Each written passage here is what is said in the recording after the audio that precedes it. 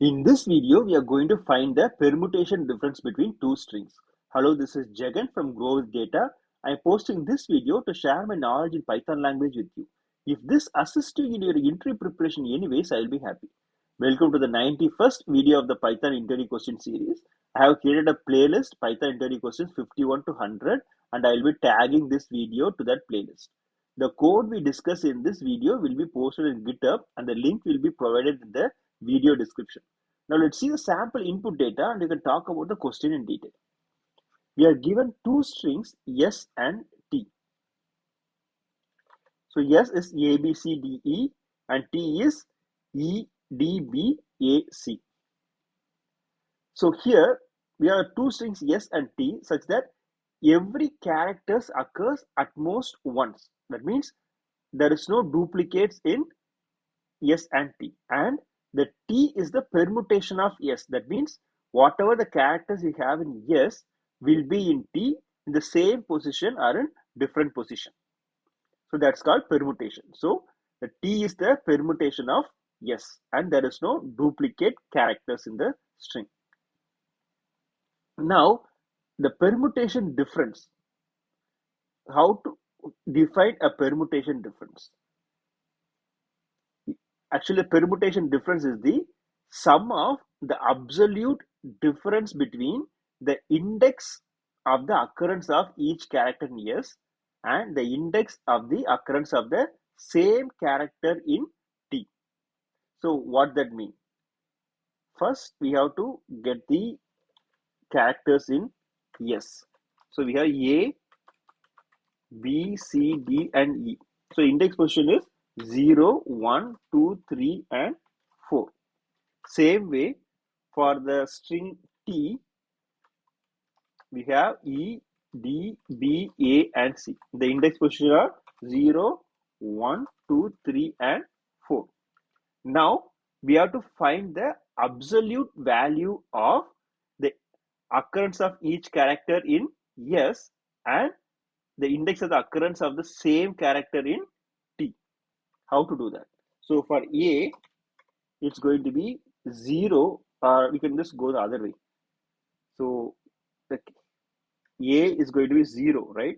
So here it's going to be 0 minus in the character string T, the A is in position 3. So it's 0, not O. So 0 minus 3, which is going to be minus 2. But when you go for the absolute value, it's going to be 2. It makes only positive. And for B, it's going to be 1 minus, we have 2. So it's going to be 1 minus 2 is minus 1, the absolute value is 1.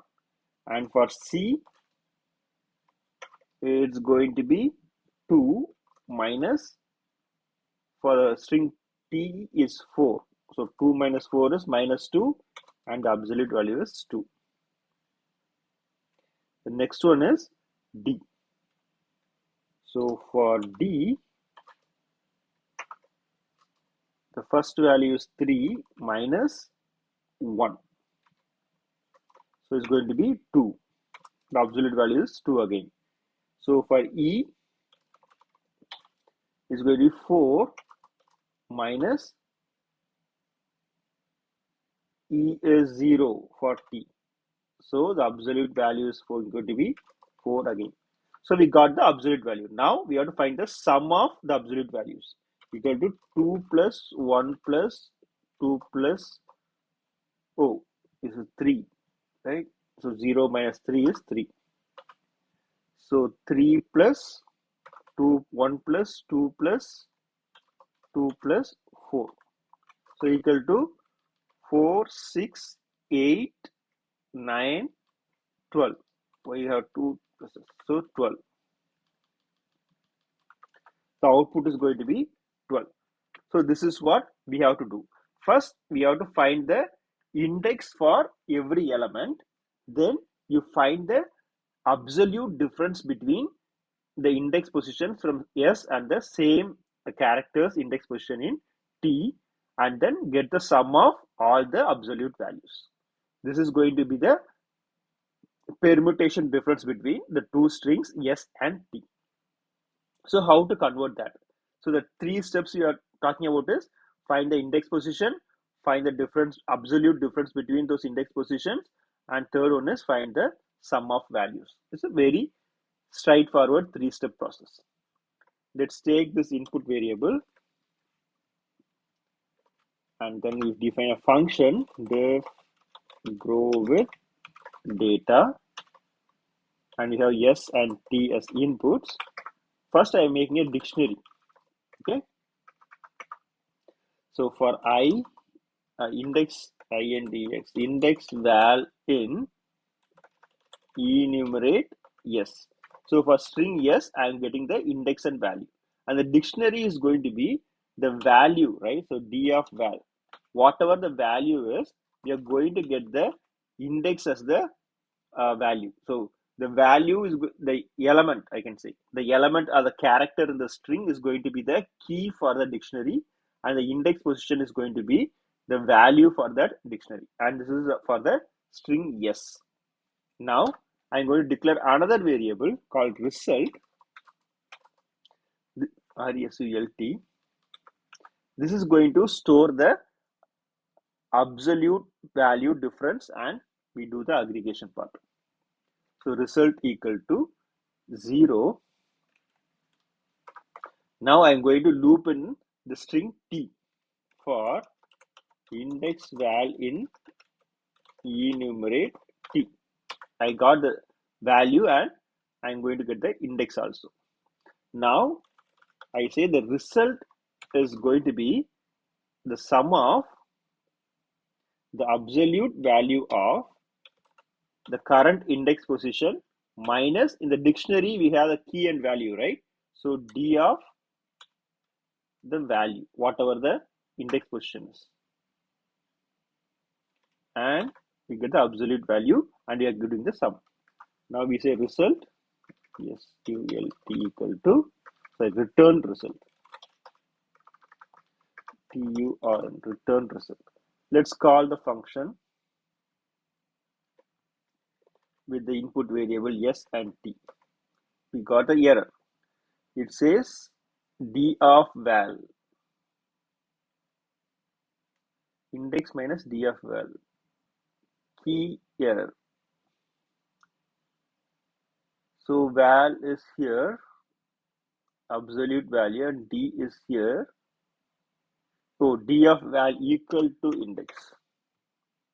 So that's how we create a dictionary. Now I can print the dictionary so I can see what will happen to the thing. So when you print dictionary, the first string, right, whatever the elements become the key. So A, B, C, D, and E. And the index position is going to be the value. For A is the 0th position, 1, 2, 3, and 4. So we are going to have this dictionary, and then we coming here and we get the index and value of the enumerate t. So t is going to be E, D, B, A, C. So the first character we are going to pass through is E. So E is the first index position. So here, when you get the absolute value, so E is going to be 0 minus the dictionary part, E is going to be 4. So 0 minus 4, which is going to be minus 4, and the absolute value is going to be the positive one, which is 4. The second element is going to be D. So D is going to be 1 minus, in the dictionary, D is going to be 3. So 1 minus 3, which is going to be minus 2. The absolute value is 2, plus the previous one is 4. So 2 plus 4 equal to 6. The third element is going to be B. So B for the index position, it's going to be 0, 1, 2. So 2 minus, in the dictionary, B is going to be 1. So 2 minus 1. So 2 minus 1 is going to be 1 and the absolute value is again going to be 1. So it's going to be 1 plus the previous value is 6. So 1 plus 6 equal to 7. The next value is A. A, the index position is going to be 3. So 3 minus, for A, the dictionary wise is 0. So 3 minus 0, which is going to be 3, plus the previous value is 7. So equal to 10. Now the last one is going to be C. For C, the index value is going to be 4 minus, in the dictionary, C is going to be 2. So 4 minus 2 is equal to 2, plus we have 10 already. So 10 equal to 12. So we get 12. The calculation is completely the reverse order of what we are doing. So here we took A as the reference, the S as the reference, and then we compare T. Here in the program, we took T as the reference and we compare with S. So that's the only difference. But the output is going to be the same, right? So we got 12 as the output. So this is a straightforward one. So we don't have to do much homework for this, but we can just fine tune the code a little bit. Let's see how to do that. So we can remove all this part. We don't want it. And even the value we don't need. Okay. The first one, what we can do with the result part for index val and all this part, right? I'm going to create a list comprehension for the index val in enumerate. I'm going to get the absolute value of this. So that's what we need, right? So here, if you see the result, is going to create a list of values, which is the absolute value of this. If I do the sum of it, then that's what we did before. If I run it, I get the same answer. If you want to test more results, I can do this. So you get all the results passed, but we can just keep it aside for now. Let's finish the coding. So the result, we just made a list comprehension, and even then we don't need a variable. We can directly give that in the output. Return of the whole calculation. Find the index value of T and then absolute value of the index position and then sum of it. That's great. And creating the dictionary, right? The for loop and this. There is no duplicates here, right? So only the element occurs only once. So the index position is what going to be the key part of it, not the how many times it comes up. So how will I change this code? I can just say simply for the index val in enumerate, right? Just give that and then say the value d of val equal to index, right? So I just say the val is a key and index is the value part. So key value is done. Now if I run it, the same answer comes, right? So here the dictionary got created in one line, the for loop, and then I just say key value pair, the D is created. Great. And then the comparison for the index value in T, you compare the absolute value of the current index and the index value from the dictionary, and then get the aggregation of it, and then you return that value. So instead of all these lines of code, we just did that in 2 lines of code. Let's try multiple test cases and see how it behaves. So we go here and oops, what I did passed. Okay, I haven't completed it. Finish the codes. Okay. So all the test cases are passed here. So that's a good thing. So instead of doing all this, I have one another way to address this. So let's have the same function and the same result equal to 0. Let me go through the for loop for index val in numerat enumerate of yes.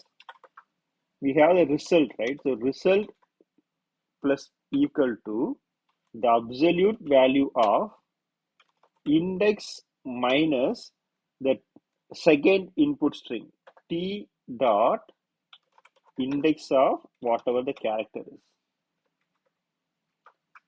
Return result or SULT. So we call the function.